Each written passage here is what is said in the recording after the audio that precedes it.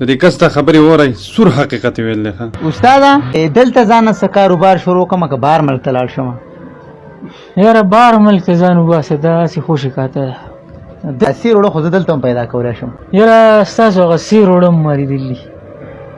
مونږ چې سهار د کوره وځو نو مونږ دا سوچ کوو چې څوک به راځي چې زه به یې په سټ کې وام څوک به راځي چې په یوه پیاله پیو کې 5 پیالې خرڅوم څوک به راځي چې زه بیا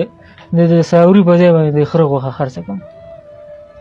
څوک مزدور به زما سره کار کوي چې یو کال بعد ولا زه بیا په کشتون روپۍ ورکوم او د هغه د خپو ته یې وشلېږي په را باندې پېښېږي چې زه پې مردار چرګ خرڅ کړم او څوک به پېښېږي چې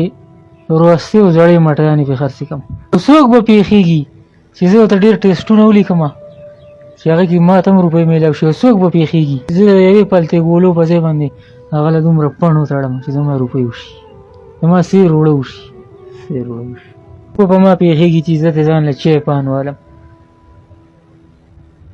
او څوک به په ما پېښېږي چې ما له د مڼو کاټن راوړي او څوک به پېښېږي چې ما له کارپېټ والي څوک به را باندې پېښېږي چې د یو کال څخه پې قربانۍ کې د 2 کالو په حساب خرڅ کړم دقیق خو غاښونه نه استاده او څوک به په ما پېښېږي چې کنډا سمیخه پې خرڅه کړم او غاښونه ورته به ډاکټر ولګوم